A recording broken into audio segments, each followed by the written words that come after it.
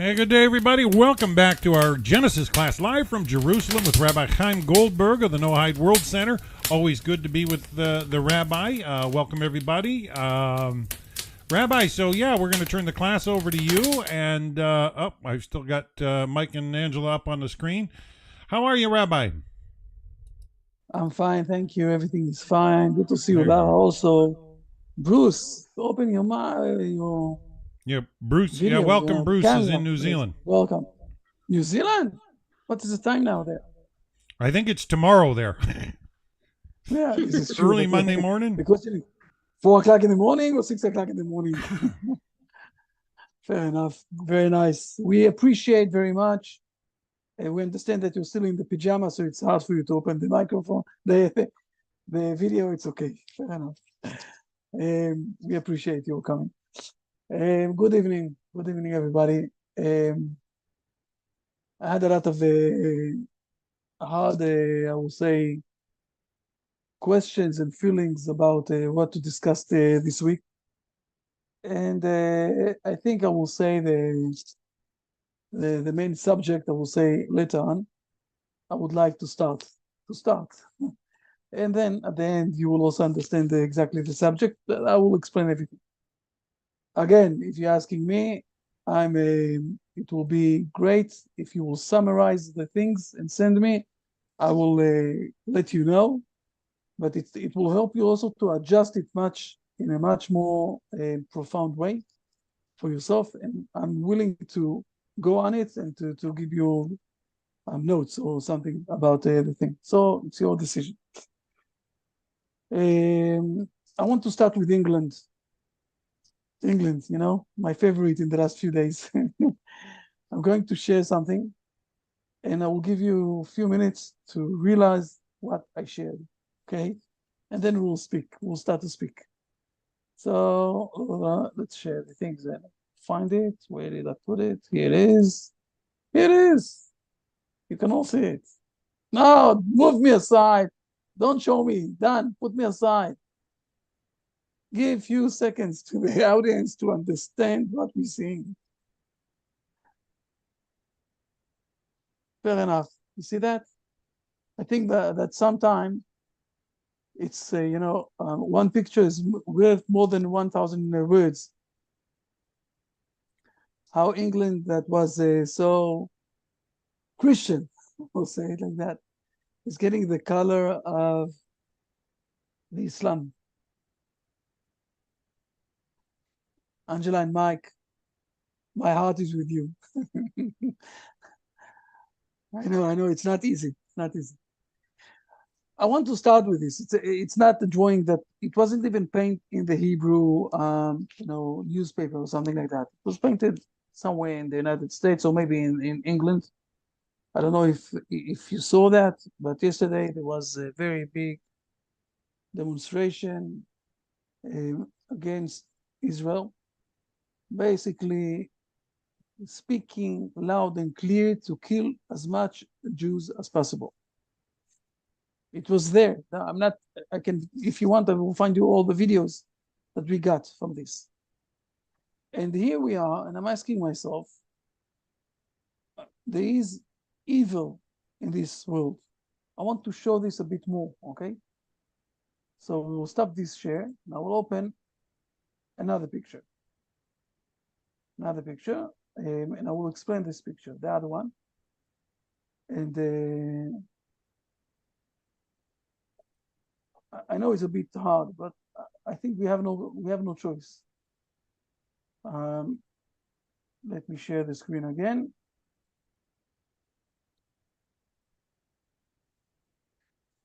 Do you know who this guy is? This is our president, okay? He's not the prime minister, he's a president. President in Israel is like the king in England, okay? He's more something that is showing to the public that it doesn't have any officially any political possibilities. I'll call it like that. A figurehead. Yeah, a figurehead. Yes, exactly. And he is holding in his hands the book Mein Kampf that Adolf Hitler wrote in the Arabic language. Listen good. It was found by our soldiers in Gaza, in the houses of those, I will say, cruel people. I can't even call them people, okay? Those animals. Just that you will realize it's Mein Kampf. It's Adolf Hitler there, okay? Mein Kampf. The same book, but in Arabic. To show you, let me share another picture so it will be much even clearer than that. I need to share this now. Let me share this again. Inside the book, you see inside the book, notes. Notes exactly. Where, what, exactly to understand. Do you know what is written down in Mein Kampf? I will say to you in one sentence, just that we will realize, okay? It's written down there that the Jews brought to the world the conscience and good, and until we won't wipe off and kill all the Jews of the world, always there will be here something of good in this world. This is basically the book of Mein Kampf. We're starting to realize. We said that from the first day after we saw the things that they did. To avoid all the, I will say, all the pictures, they went also with the body cameras, and there is a very, very, very hard film that our soldiers took from part of those things. I want to avoid it, but I want to show you something, a very small one that I got that will explain, I will say, the cruelness and the badness and the bad situation of those people. Unfortunately, a very wide, I will say, string of the Islam, unfortunately. Okay, so let me share another picture for a moment. Believe me, I'm showing you something that you can still look on, okay? I'm not showing you really bad things.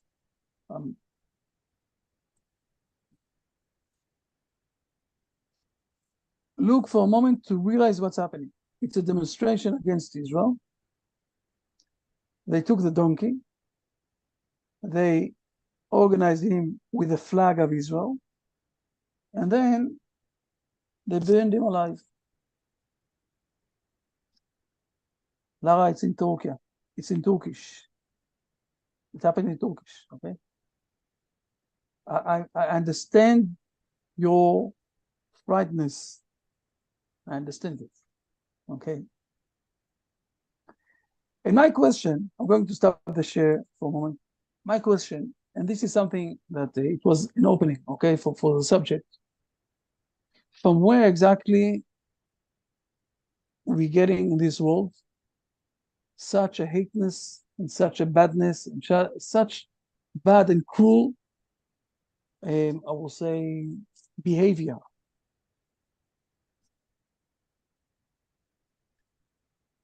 Let me surprise you. Okay, I'm going to surprise you. And now we're going to dive inside to the learning side, not only to the experience side.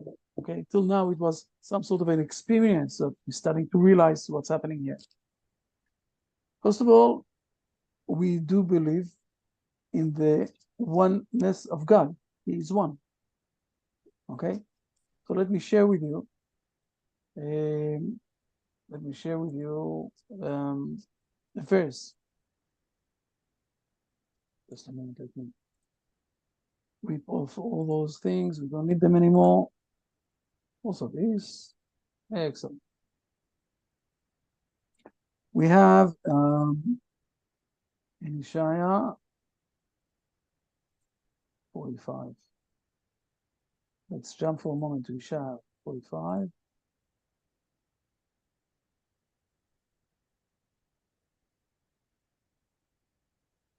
No? Excellent. 45.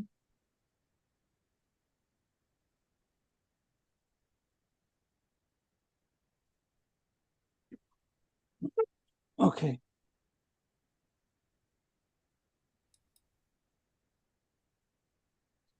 Read verses, please, 6 and 7.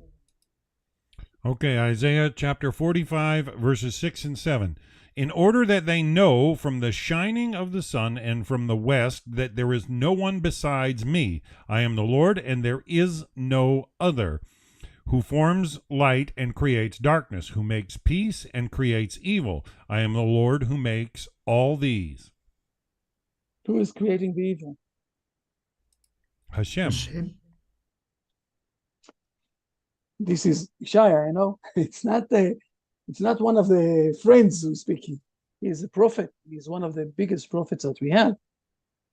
Okay. And he's saying, without any, I will say, he's not mumbling, he's not hiding, he's not saying anything. He's saying that God is forming light and creating darkness. God is making peace, and he's also creating evil. By the way, this is one of the words that it's the same word in English and in Hebrew. Okay? The word evil in Hebrew is avel. Avel is badness. Evil came from the Hebrew, but second word of today. Yeah. Okay? Second word for today. This is one of the words. We have 20,000 words, a bit more, 20,000 words in English that came from the Hebrew. One of them, the evil. Evil is avel, is badness. It's the same word in Hebrew and English. Evil, avel, same word. There was once, okay, that Albert Einstein was asked about this thing of evil, and he said, and it's really amazing to think about this for a moment. He said that we have no possibility of measuring and inquiring the darkness. There's no way. It's true that we have a big debate about the light, okay? If the light is a wing, it's a wave. I'm not going to go inside of this big debate that there is from the physical side, okay? But he said there is no way to measure and to find and to understand the evil, the darkness.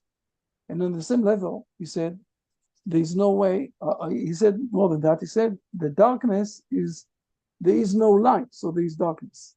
It's nothing positive. Exactly.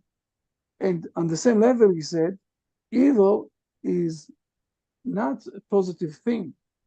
It's when you don't have good, when you don't have peace, when you don't have something, so you will find evil. It's half true what he said, okay? I want to share with you a few thoughts, and then we're going to see a midrash, to see something that our sages taught us based on the Bible. Okay, our sages are not inventing things, okay, but it's based on the Bible. And my thoughts are very clear. Let me stop the share for a moment. Point number one that I want to say that, and I'm saying this a lot, we're learning for a long time already, and I think that you've heard this idea more than once. There is a huge difference between the Creator and between us, the human being. You know, if I will go to the philosophical, I will say, mindset that there is in this world, they will tell you, no. We are all smart. God is very, very smart. So we are on the same scale. Okay, we are all strong. You know, the elephant is stronger than us, and God is most strongly here in this world. We are on the same scale. Okay, the scale is the same, but God is very, very, very much bigger than us. The Hebrew nation is not speaking like that at all, at all, at all. The Hebrew nation is saying God is giving life, and we are receiving life. Therefore, we're not on the same scale at all. We're not. We're not on the same scale. God is there. We are here. You know, two different things. Now, it brought No, he wrote down Zarathustra. What's his name? One of the big philosophers of Germany that said that it's bringing us to become jealous with God because God is everything, we are nothing. And it is bringing us to a very big jealousy with God. Therefore, the existence of God is bad for us. So I don't believe in God. This is what he said. Okay. It's a good question, by the way. Yeah, Nietzsche. Yes, right. Nietzsche, he wrote also about Zarathustra. This is what he said there.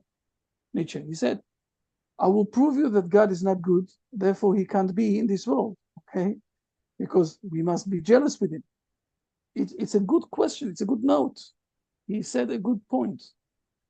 God is giving life, we are receiving life, we always will be jealous in him, and therefore it's not good for us to know that he is God. Therefore, this God is a bad God. That's what he said. And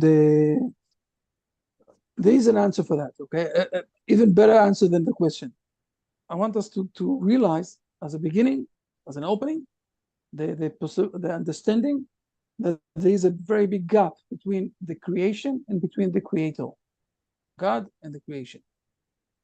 This is gap number one. And this is something that is really hard. The second point, and we spoke about this also lately, is, okay, now that we understand that, the gap or the differences between God and us, let's go to the situation where Adam and Eve, and then also us, usually we have the possibility of giving life. Okay, this is a human being, we have the possibility of giving life. And even those who didn't give life in their life, okay, they're teaching others. It's also like giving life, okay? So we're giving life, fair enough. So we have some sort of, connection with God, and he's giving us, he's helping us, or whatever it is, we're giving life also. But then we have here in this world a lot of people. Are we all equal?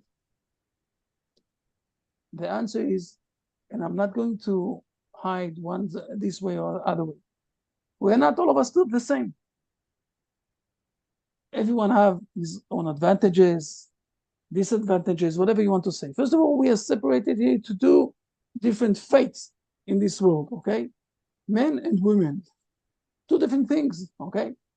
Women can give birth, men can't give birth. It's two different things, there are two different identities.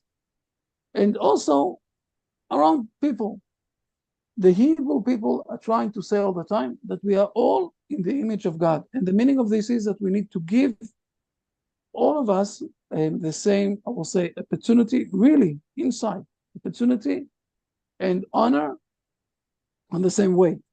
And no one can control someone else. Give everyone space to live, just like you want for yourself. Before we're starting to deal with this world, we have two problems. One is a difference between us and the Creator. The other one is a difference between people, one with each other. And how are we going to, I will say, to relate and how are we going to relate one with each other? Are we going to respect one each other? The Hebrew nation is now standing in a place, it's hard, I'm going to say this. The Hebrew nation is standing today in a place where there is a wave in this world. It's not only with the Hamas and what they did in this day. There's a wave in this world who is saying that we, the Hebrew people, have no place in this world. I don't know. Think about this. It's not that we're not saying that it's a fight between good and bad, good and evil, because we want to say that. It's happening in front of us. People need to decide where they're standing. What's happening with it? Are they on the good side or they're on the bad side? In England yesterday, 300,000 people came from all over England, and some of them also, people are saying it's on the part, it's on the underside. I've learned already in my life, one of the things that I know how to do or what to do is to deal with a group of people. And I'm telling you that if part of the group is asking something or saying something or noting something, All of the group is saying it, but they don't have the courage to say it loud. One of the rules of group. 300,000 people yesterday stood there and said, that they want to wipe off the Hebrew state from the river to the sea. And there is also a bunch of people there that said that kill all the Jews, and they were also with the Hamas and all of those things. And it's not happening only in England. It's a wave in this world today. And you're asking yourself, how come such an evil came to this world? So many people are willing to kill Jews without knowing what we're bringing to the world, without speaking with Jews at all till today.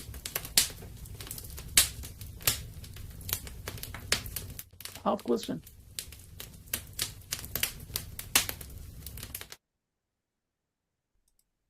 You want to say something, Dan? Oh yeah, I've been reading a book called Orchot Zadakim. Used to be Yes, Sefer, a very Sefer good book. Hamidot. Very, very wonderful book that explains the values of the Hebrew people, and it's deep, it's profound, and it's clear. Not the Hebrew people, sorry. It's explaining the profound of the human being. Everything that is related with what we call midot, okay, with the behavior, it's not related only to the Hebrew people. Every person in values, this world, yeah. we call this derech eretz kadma leTorah. The behavior of a human being is coming before God is revealing Himself and giving the Torah, and it's related to all of the people of the human being here in this world. Everyone can be in this world in a situation where he's giving life to others and not trying to kill, to demolish. Look, the things that happened there in the day that they had the possibility, I don't know how to call it, okay, and they went outside. They did horrible things. I don't want to share everything here with the pictures. They burned people, they burned babies alive inside the oven. You know that?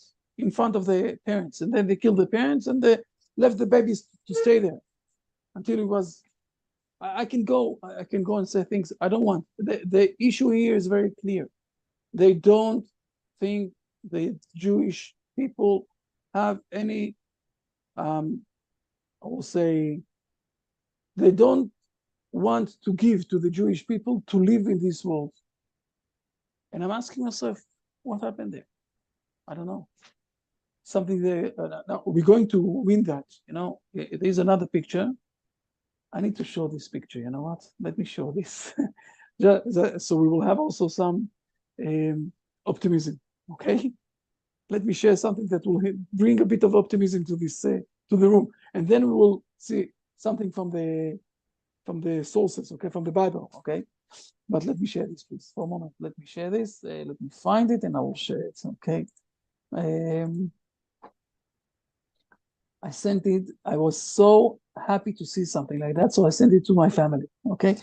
Now it's amazing because I sent it also to my aunt. My aunt was in the Kristallnacht. Okay. My aunt, this lady, she's a sister of my mother. She was in the Kristallnacht. She was 4 years old then. She was finished yesterday, almost 90 years old. She was 4 years old, and she remembered the Kristallnacht, and she's telling this to all of the people. So I saw something, and I said, I need to send it special to her. Okay, look good to this picture. Okay, let me try to bring it to be bigger. Okay, you see this picture? This picture is very simple.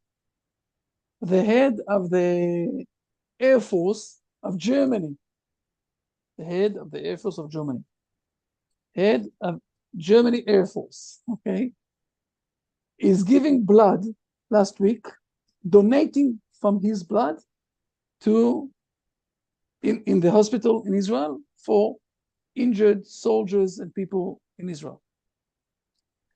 Now, we need to understand what's happening here. If he did it today, so most probably another 60, 70, 80 years, the Hamas people will do this again also and will donate blood for the Hebrew nation. Because the good always win at the end. Think about this for a moment. 85 years ago, what happened? And now what's happening? If I would have said to my grandparents that the head of the German Air Force will come and donate blood in the days of the Holocaust, they will smack me and say to me, stop, don't speak rubbish, you know. But we see that in the cycle of history, this is what's happening. But it's very important for me also to see something from the resources, okay? And I want to show how our sages noted or saw that in the beginning of the Bible. And we said that we really believe that God is one. And I'm going to the fourth day. And in the fourth day, we see something very unique, very unique. I think we said it, but we need to understand it. Please read verses in the fourth day. We're starting the fourth day. The fourth day, it's 14, 15, 16, 17, and then it's closed, you see, in 19. Let's read for a moment verses 16 and 17. Sorry.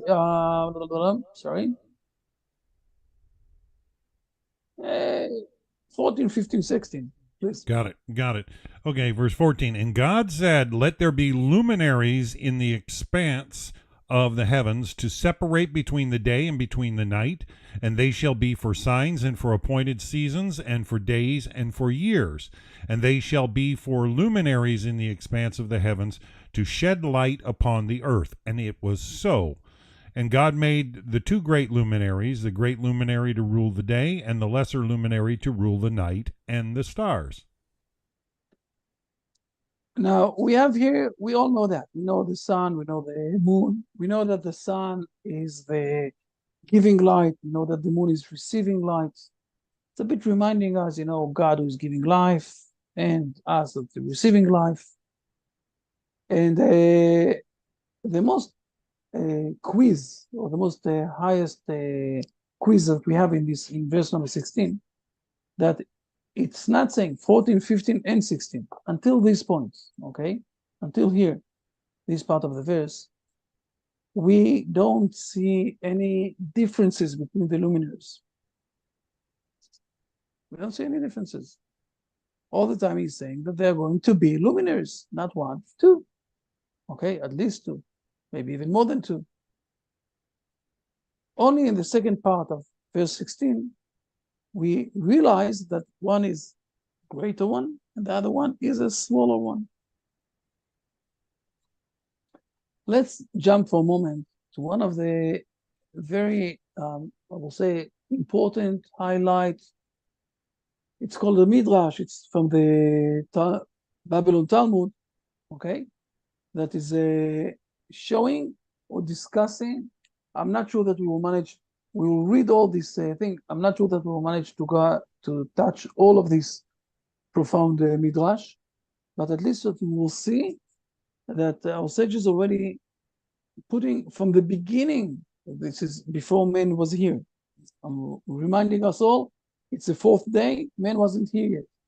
And we're going to see that we understand that it's an inside problem of the world, that always there are those who are giving, those who are receiving, but still we need to treat all of them in, I will say, in not only in the right manner, but with the understanding that God created all of us, everything here in this world. So let's jump for a moment to this. Come on. I opened it before. I don't know what happened to it. Okay. Okay, let's read from the English, please. Let's read this part. Okay, Rabbi Shimon ben Pazi raises a contradiction between two verses. It is written, and God made the two great lights in Genesis 1:16, And it is also written in the same verse, the greater light to rule the day and the lesser light to rule the night, indicating that only one was great. Rabbi Shimon ben Pazi explains, when God first created the sun and the moon, they were equally bright. Then the moon said before the Holy One, blessed be he, Master of the universe, is it possible for two kings to serve with one crown? One of us must be subservient to the other. God therefore said to her, the moon, if so, go and diminish yourself.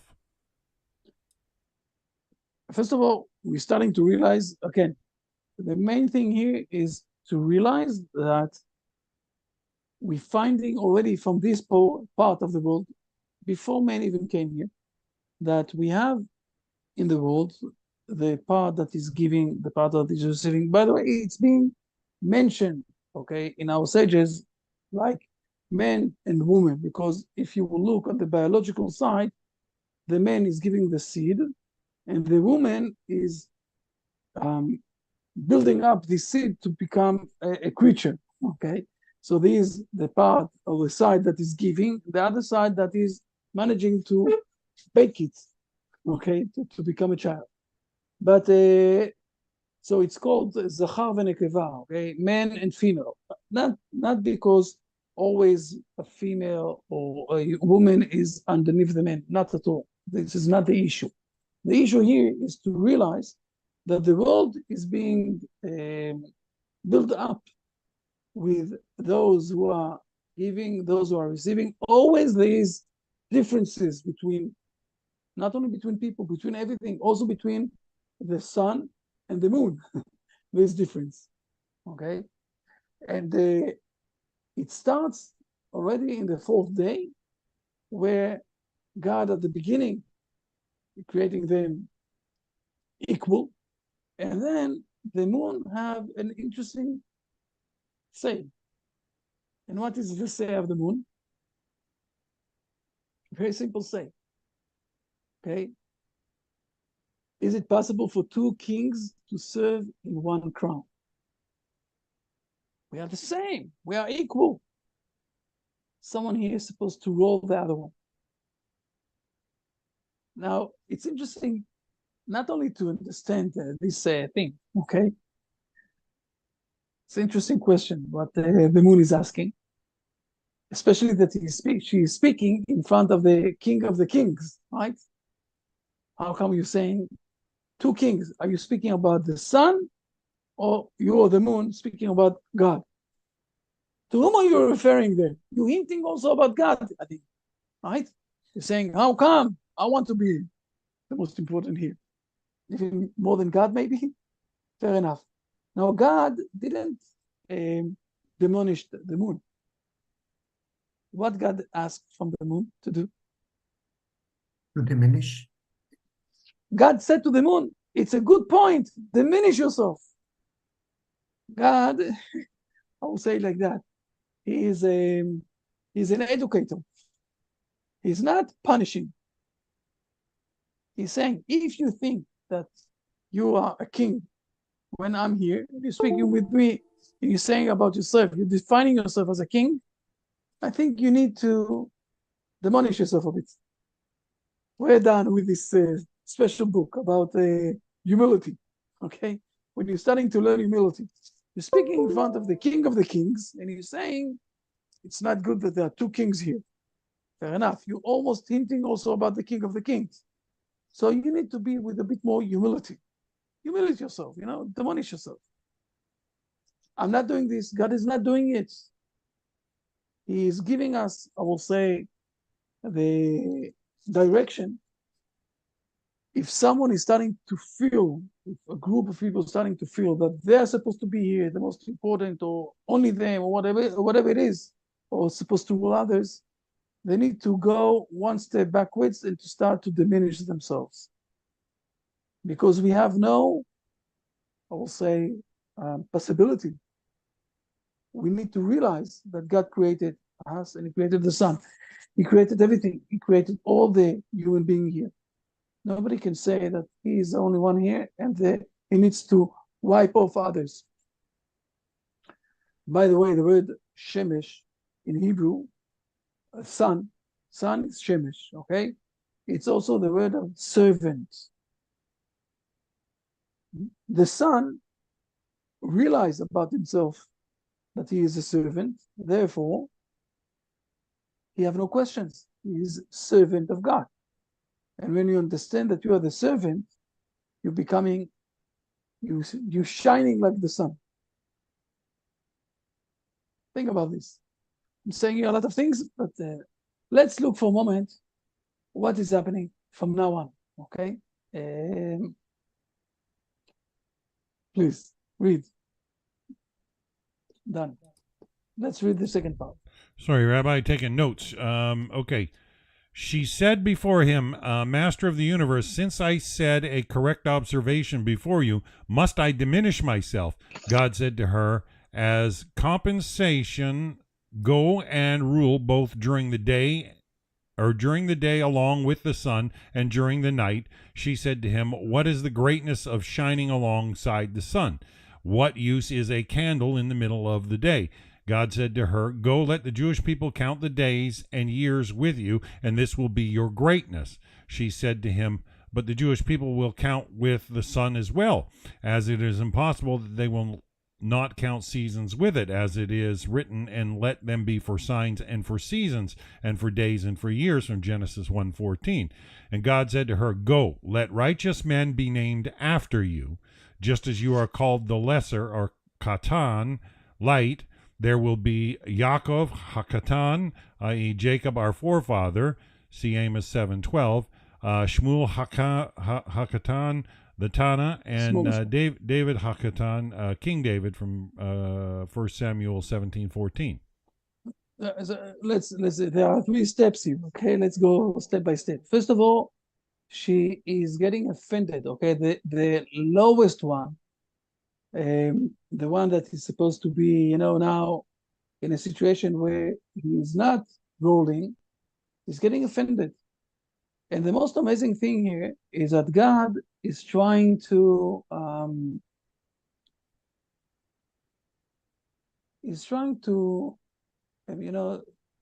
he's not answering her and saying to her, you know what, this is your punishment. He's trying to say, they are more like you. We'll say it like that, okay? More like you, and it's okay, and you're going to get a lot of honor like that from this thing. And the moon is not accepting it. There are a few things here, okay? First of all, that I won't go inside to all of the details here that the Midrash is saying now. It's not connected to what I want to share here, okay? So I'm putting it aside. The most important thing here is that God is trying all the time to bring the moon to a situation that she is accepting this stage that God asked her to do, to demolish herself. And he's saying also all the righteoushood is going to be in this position. That on one side, there are very important people, King David, Jacob, okay, the head of the Jewish nation. Shmuel HaKatan, it's something that we need to learn exactly what it is. I'm not going to go inside to this. It's something that I don't think that you have the, it's related also to other stories in the Babylon Talmud. You know what? I will say it, because we're learning here with people who went out from Christianity. The Christianity at the beginning, okay, the beginning of Christian was from the people of Israel. In the first 70 years, Christian people were part of the Jewish community, and they were they were praying in the same synagogues and everything else. And after 70 years is almost 3 generations, okay? After 70 years, they realized, the sages of Israel, that if they will continue to be together, it's going to ruin the Hebrew belief, because some of the Christian things are idolatry and other things. And then they wanted to add a special blessing. Listen good what I'm saying. A special blessing in the prayer that is moving aside the Christians. It's a bit reminding us what's happening here with the moon, with the sun. Now, to move aside some people, to say to them that you're not part of the Hebrew nation. And they didn't find anyone who can say this blessing. It's a blessing. It's not a curse. It's a blessing. It's a special blessing. And they didn't find anyone who can do that except for Shmuel HaKatan. And why is that? Because Shmuel HaKatan was a person who lived in a situation, and I won't go inside to all of the stories, lived in a situation that he never laughed and he never was happy when his enemy fell down, didn't manage to roll him. He was always still honoring his enemy, even though his enemy wanted very much to demolish him. So Shmuel HaKatan, he wrote this blessing. And we see the same thing again. We need to separate identities. We need to separate the Hebrew people from the Christian people. After that, by the way, the Christian went outside to the world and conquered all the world. But we need to say that there is a difference between them. Now, again, in the Hebrew tradition, you will never say that because of that, someone's supposed to go to get killed, I'm not speaking about the evil of some sort of evil that we need to demolish. Speaking about, there's, with all of the respect, there's part of goods from there. Let's continue with this just to see that how much our sages have courage. I will say it like that. Please read the last part of this midrash. God saw.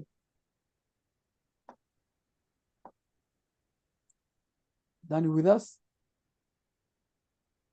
On YouTube. Okay. God saw that the moon was not comforted. The Holy One, blessed be He, said, "Bring atonement for me, since I diminished the moon." The Gemara notes, and this is what Rabbi Shimon ben Lakesh says, what is different about the goat offering of the new moon? That it is stated with regard to it, for the Lord, in Numbers 28:15, the Holy One, blessed be He, said, "This goat shall be an atonement for me for having diminished the size of the moon." God is taking responsibility on this situation that there is, I will say, levels in this world. It is something very inherited, very inside this world. The creation of this world is bringing a creator with the creations, with those who are created. The creation of this world is bringing levels. We need to remember that we need to live together, and God is taking responsibility on the situation that there are levels. Can we go from these levels to a situation where we are demolishing, killing, saying that the Jews can't be in this world? Something here is insane. The world came back to things that we saw 85 years ago with this, with the Holocaust, and with other things. I think we are not still in the bottom side of this story. First of all, just to realize that this is a very unique midrash that is taking or putting the responsibility of the badness of this world from the understanding of creation. The creation is creating also differences between things. And those differences between things, this is where the badness might come inside also.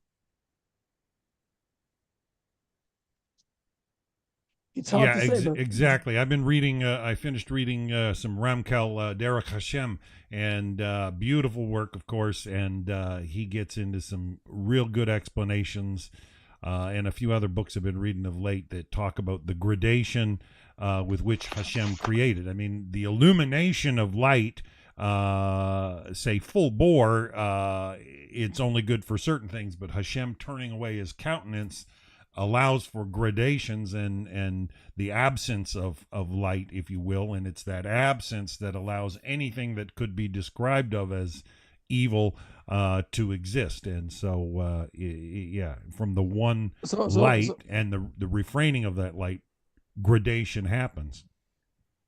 And this is more or less if you're asking me about tonight, okay, I wanted to speak. One of the biggest questions that we have in this world is the question of bad things that are happening to people in the personal faith. And it is a hard question. I'm not saying it's not a hard question. But at the end, we need to realize that the possibility of creation and that we want to go back and to get connected with God, this already is hiding also the seed, that there's also some parts that might be the differences, the badness, whatever it is. Fair enough. We need to bring more light to the world. We need to accept that everybody here in this world was created with the image of God. We need to find the way of living together. Now, those people that are with such a bottom of evil, we're going to demolish them. We're going to move them aside from this world. This world can't live with them. And this is also one of the things that God answered Abraham about Sodom and Gomorrah. I see that Rabbi Shmuel is here with us, so I'll give him also opportunity to speak. I'm here with you until another 20 minutes or something like that. So after you will speak, we will have also questions. Please, Rabbi Shmuel, thank you very much for coming. My pleasure. I've been in for some time. Actually, the beautiful passage that you brought, I'd like to address that in a certain way also.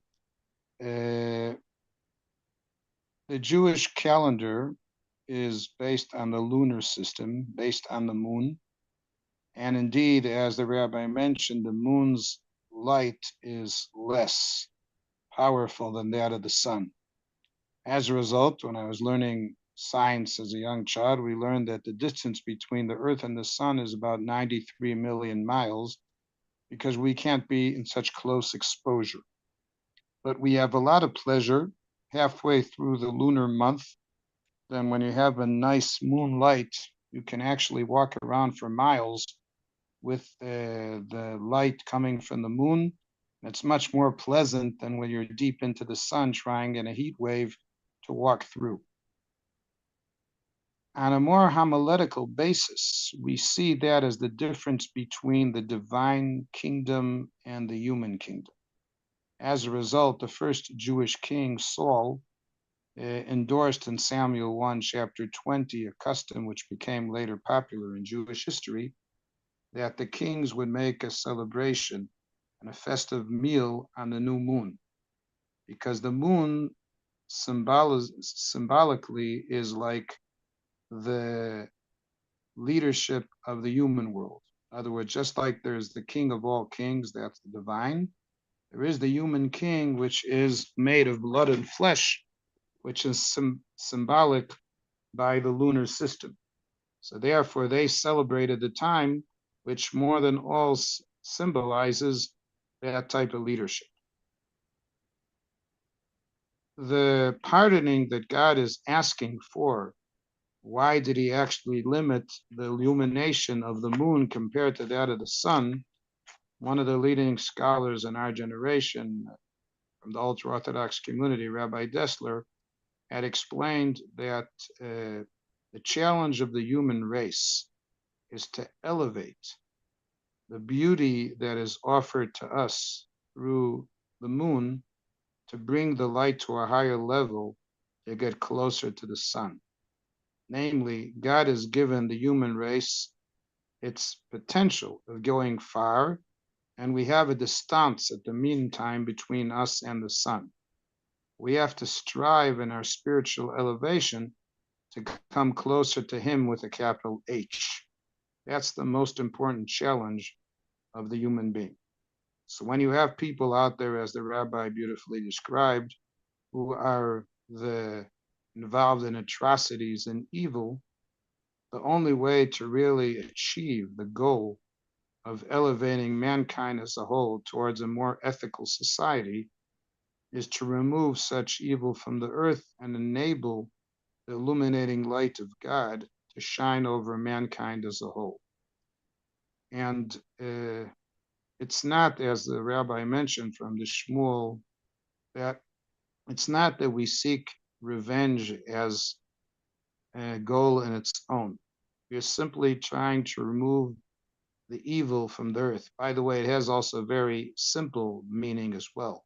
You don't have to go that high spiritually. If you think about 20 some settlements that were brutally attacked, if you want to see these places resettled in the future, the first and utmost obvious goal is to remove the danger that these people in the future may be attacked again.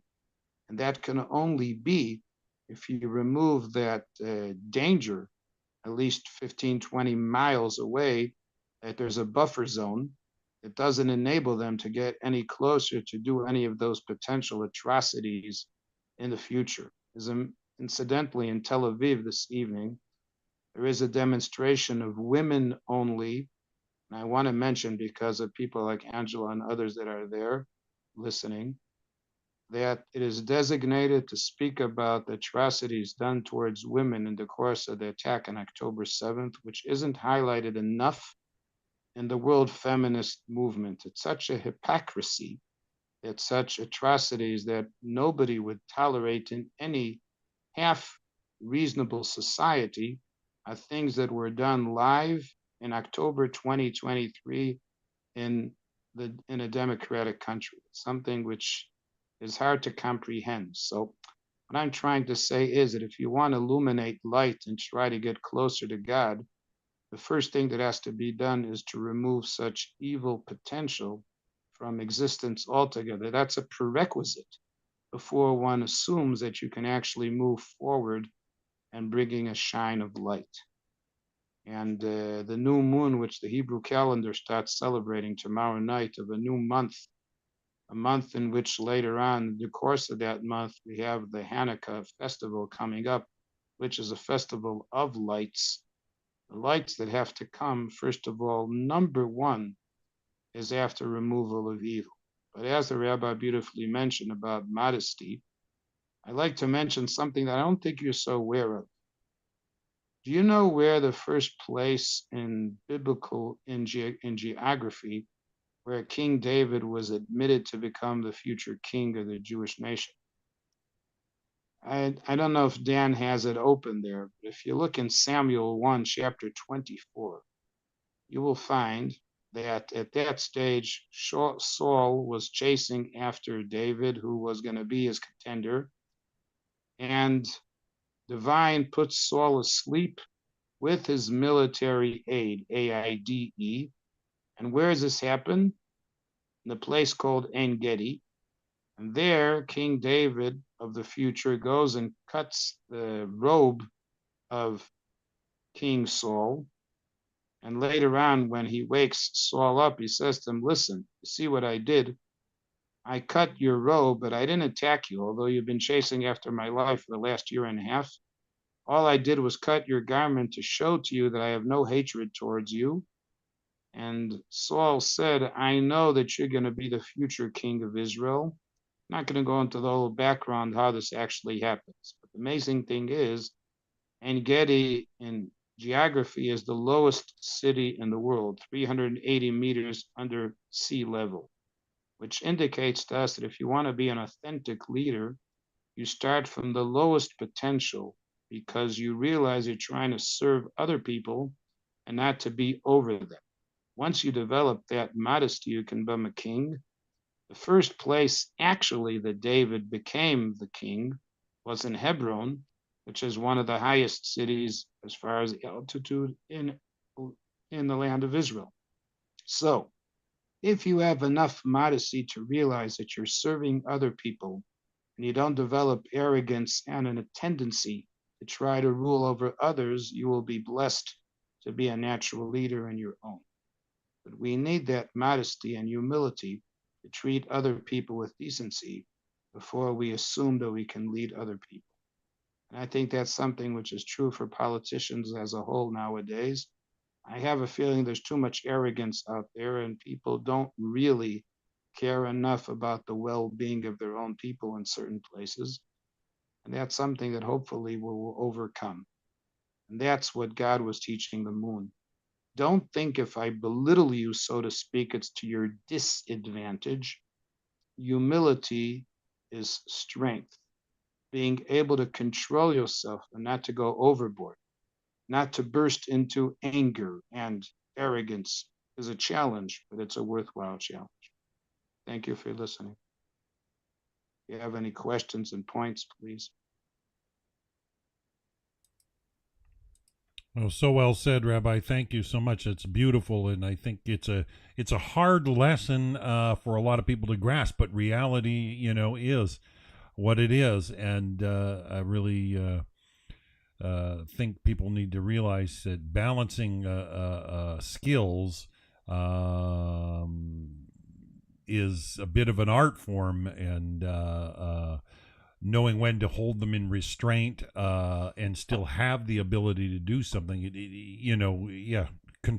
Self-control is such a high valued prize for sure. Does anybody have any questions or comments for the rabbi? Bart, Collins, Angela, Mike, Lara, anybody? Angelica? It's okay. It's okay. No, nobody. We're feeling fine also without questions. I think that tonight was a heavy one. We need to adjust those things that was being said here. Yeah, excellent material for sure. I mean, and we can scientifically see the receding of the moon still today. I mean, they've got mirrors that were placed on the moon, and they can beam lasers to them, and it bounces back the data. And they've measured so much that they know the moon is still receding. Yeah, it's not coming closer, that's for sure. And if it's receding, that means in the past it was closer. And I find that the scientific data backs up everything that the rabbi stated today. I see Lara's got her hand up. Lara, it's so good to have you with us. We haven't seen you in a few weeks. And please, what's your question? Thank you. I just wanted to ask, what do we do when we have people who are close to us start talking like in an anti-Semitic way, like saying, it seems like from my observations, it seems like people are just hypnotized, like all the realities, all the atrocities that happen, they're very insensitive towards that. They say, oh, wow, now Israel is committing genocide. Like it feels like we cannot even reason with these people. No. You know what I'm saying? Yeah, they're on a misguided direction. I read in that Orkut Zadakim yesterday one concept when it was talking about mercy, and it actually said that there's a type of mercy that is cruelty. And I've seen this in the world, of course, when people show when they squander justice and show preferential treatment to maybe a wicked organization or even the poor. But I think I should let the rabbis answer. Rabbi Hirschler or Rabbi Goldberg, any comments to that question of Lara's? I'll say one thing which I may be debatable, but I don't think too debatable. I mean, if I look back from the first time I was entitled to vote for the presidency of the United States was in 1980. That's already a couple of years ago. And if I look in the last 43 years when the presidents have been in America, the one who's been probably the most successful in keeping pride of the United States versus its enemies, ironically enough, it probably was Ronald Reagan. And one of the first things that Ronald Reagan did was get the hostages of the Iranians embassy out. That was one of the first things that he actually received. And although in the early 80s, when he started what's called the Star Wars, people thought that it was a bit crazy. But in actual fact, that to a large extent ended and toppled the Soviet Union and communism in Eastern Europe, when all of a sudden America showed that it had strength that was superior to the Soviet Union and puts the Soviet Union into a financial situation which was unbearable anymore. Within 2.5 years, it toppled the whole Eastern Europe situation. Unfortunately, anti-Semitism is often a result of when Israel is not seen to be strong enough. One of the times where Israel was probably one of the most popular places around the world was this amazement after the Six-Day War. Now, there was a debate in the last couple of weeks here. Was it wise to publicize some of the pictures that were shown of the atrocities of October 7th? I have mixed feelings about it myself, because sometimes I feel that when Israel shows pictures that resemble the Holocaust, it sort of indicates a certain weakness.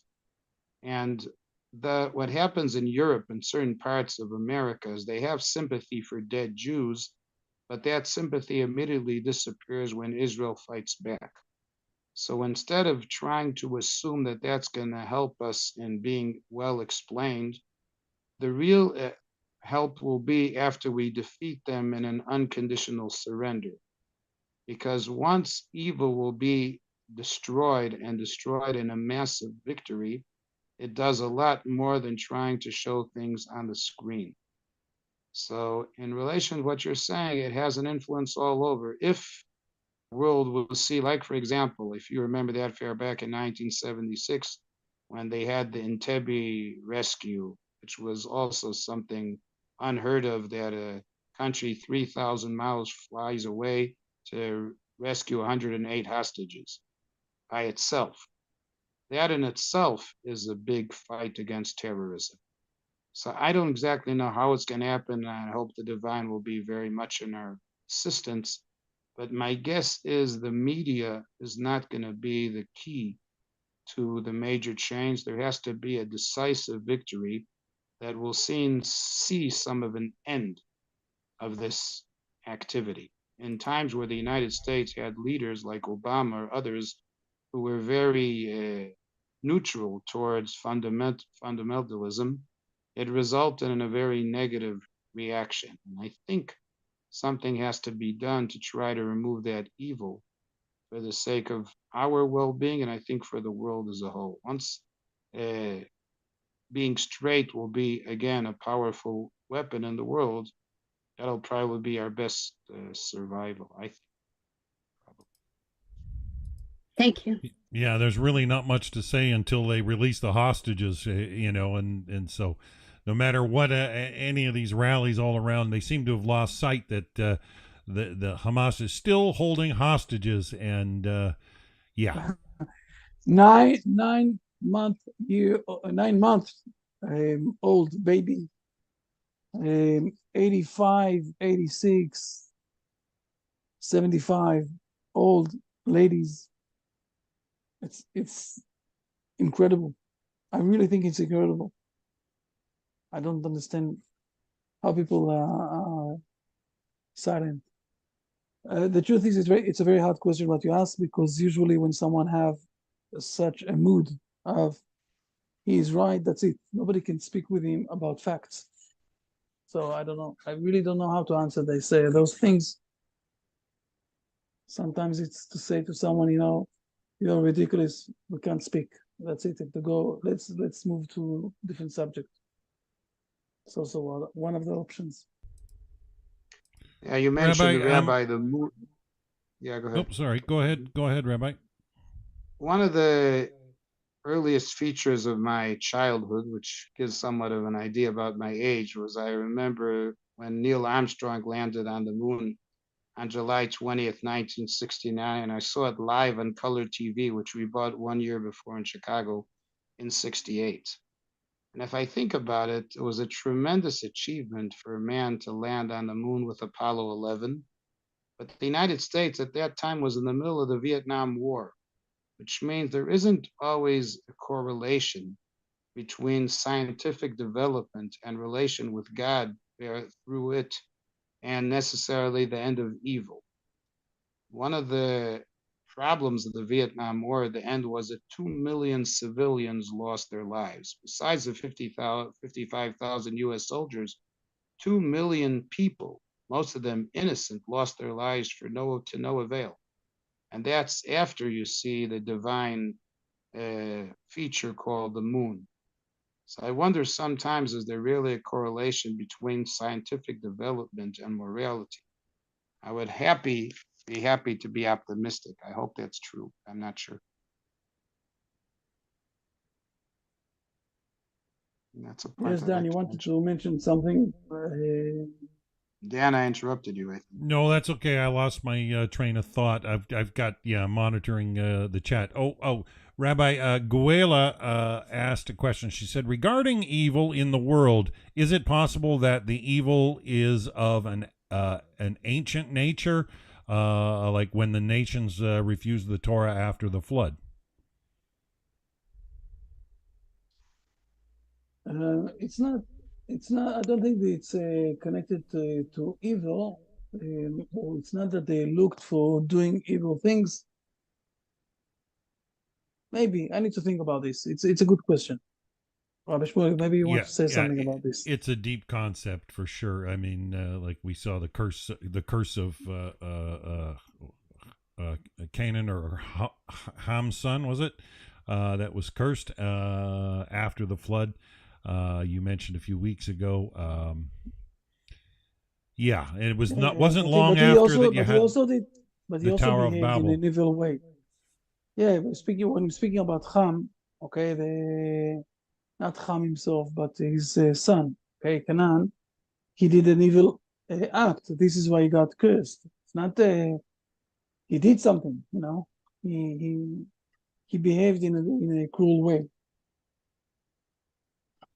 This manner. Yeah, I think people need to realize that what the darkness is an absence of light, and that light is the radiance of Hashem's countenance that we all long to cleave to, and it has to do with the nature of perfection and what is true beauty, and darkness has nothing to do with that light. And it actually deviates away from it. But the saddest thing, Guela, is that we see the compounding that man does, adding evil on top of evil, and it becomes something totally even worse. And it's sad the way the human mind can debase itself and then compound evil upon evil. So when you think about Hashem shining his light or turning his countenance, that in itself should bring awe of retribution. But when man deviates and then makes it even worse by compounding evils on top of evils, things just go mucky and murky and dark, and it's sad. But the great news is that the light of Torah still shines, and we're just so happy to have an opportunity to hear the light of Torah coming out of the nation of Israel, and may we be inspired to study it more, understand how darkness is in fact evil, and that we might turn from it. And sadly, like I said last week, I think it was, sadly we learn by trial and error as human beings, and if people need to put their hand on the stove to find out it's hot, they end up suffering the pain of the burn. And when it comes to certain things, we need to use our intellect to understand that, hey, that action and compounding it is just not a good thing, and embracing the purity of the beauty of Hashem and the greatness of the light that he would project into this world if we only open our minds and our hearts and our lives the way we in fact function in this world, we can make it a better place. Does anybody else have any comments or questions they want to add? I just want to say something about what I was hearing this last week on how many IDF soldiers were getting married. It was like one after the other, it seems. Like, wow, this is awesome. And just where they are, everybody just gets together. Hey, happy. They're getting Yeah. married. It's like Israel's keeping going. Hey, come on. Nobody will defeat the Hebrew people. It's No, not, that's what I'm it's not saying. an option. And It's you're right. Look at all the good stuff out there. I'm like, yes. I mean, Yes. I have something good to say too. I'm not going to mention names yet, but there's a couple that we have at our home, have had at our home, who have gotten engaged. I'm not mentioning names, so I'm really happy too about that. Congratulations. Very nice. Sounds good. Very happy to hear. Excellent. Okay. Hopefully, let's meet next week and we'll continue on. Yeah. We will Similar. pass on the right flame for the world. We're not going to stop. And all of you, Our part of prayers it. are with you. Our prayers are with you. You always say Thank in your you. emails, be bold or be bold and very courageous. And sometimes, yeah, that strength has to you have to show it. And we stand behind Israel for sure. Rabbi Herschler, always a joy to have you with us, and Thank you so much. add to the seasoning or flavor of the class. It just makes it that much better. So Hashem willing, we'll be back next week. Next and week. Yes. So till then, have a wonderful, wonderful week, everybody. And that's our class Bye, for everybody. today. Have a wonderful, wonderful day. Bye, everybody. Bye. See you all.